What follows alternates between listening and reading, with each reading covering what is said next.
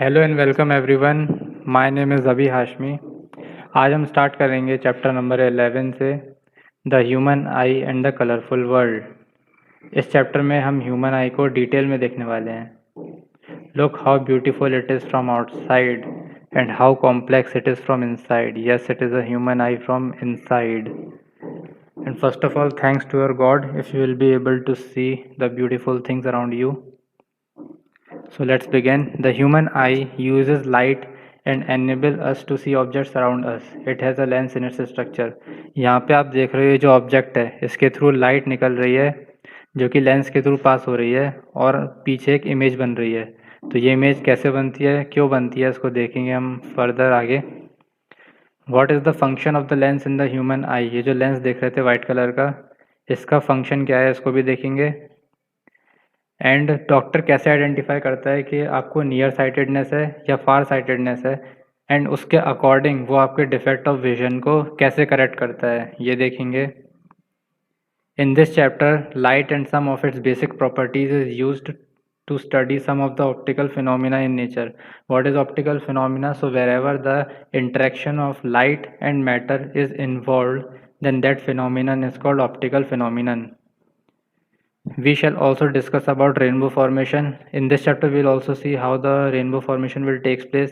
Splitting of white light. What is splitting of white light? Suppose जब हम prism में white light को bombard कराते हैं तो जो वाइट लाइट रहती है वो वेब के और में स्प्लिट कर जाती है। कैसे करती है इसको भी देखेंगे। And why the sky appears blue in colour. The human I. The human eye is one of the most valuable and sensitive sense organs.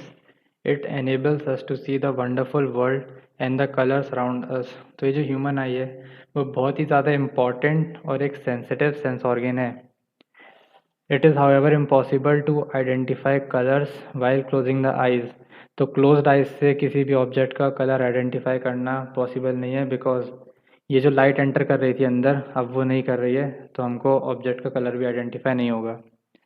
Thus, of all the sense organs, the human eye is the most significant one as it enables us to see the beautiful, colorful world around us.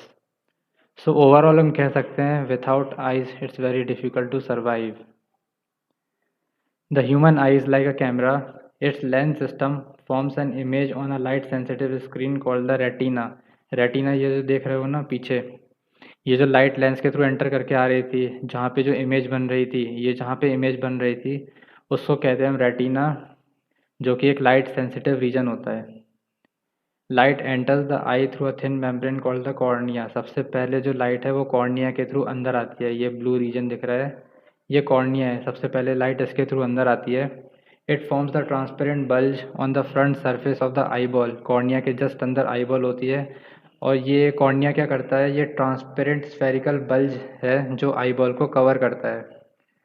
The eyeball is approximately spherical in shape with a diameter of about 2.3 centimeter.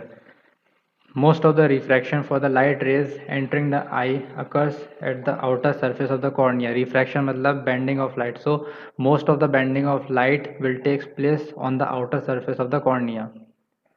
The crystalline lens merely provides the finer adjustment of focal length required to focus objects at different distances on the retina. तो ये crystalline lens कहाँ है, ये जो lens हमने बताया था, ये जो लेंस था वाइट कलर का, ये क्या करता है, अकॉर्डिंग टू द डिस्टेंस ये अपने स्फेरिकल शेप को चेंज करता है, अपने फोकल लेंथ को एडजस्ट करता है अकॉर्डिंग टू इट्स डिस्टेंस। ठीक है, अब फोकस के टू फोकस ऑब्जेक्ट्स को ढंग से फोकस करने के लिए फोकल लेंथ चेंज करता है। ठीक है, different distances on the retina. We find a structure called iris behind the cornea. Iris is a dark muscular diaphragm that controls the size of the pupil. Iris कहाँ होता है, ये जो दिख रहा है ये ब्लैक कलर की लाइंस, ये आयरस होती है जो कॉर्निया के जस्ट पीछे होती है, और ये डार्क मस्कुलर डायफ्राम होती है जो प्यूपिल के साइज को कंट्रोल करती है। प्यूपिल क्या होता है, the pupil regulates and controls the amount of the light entering the eye. ठीक है, प्यूपिल ये रहा, ये क्या करता है, अमाउंट ऑफ लाइट को कंट्रोल करता है जो आइज़ के अंदर आ रहे हैं। लेट सपोज सनलाइट में अपन अपनी आंखों को छोटा छोटा कर लेते हैं, ठीक है, ऐसे समझ सकते हैं। The eye lens forms an inverted real image of the object on the retina. अच्छा, मज़े की बात यह है, ये जो इमेज बनती है रेटिना पे, ठीक है, ये इन्वर्टेड बनती है, ठीक है। The retina is a delicate membrane having enormous number of light sensitive cells. The light sensitive cells gets activated upon illumination and generate electrical signals. जब लेंस के थ्रू लाइट अंदर जाती है, जैसे ही इमेज बनती है, ठीक है, तो जो रेटिना में लाइट सेंसिटिव सेल्स रहते हैं वो तुरंत एक्टिवेट हो जाते हैं और वो इलेक्ट्रिकल सिग्नल्स को जनरेट करने लगते हैं, ठीक है।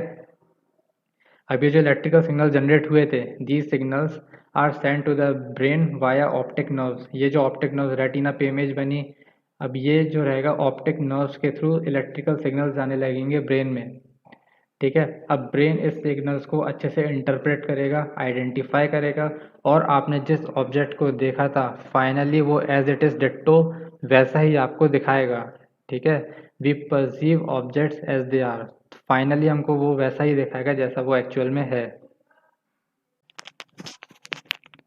तो ये है do you know, extra knowledge है, इसको एक बार रीड कर लेना। Next is power of accommodation.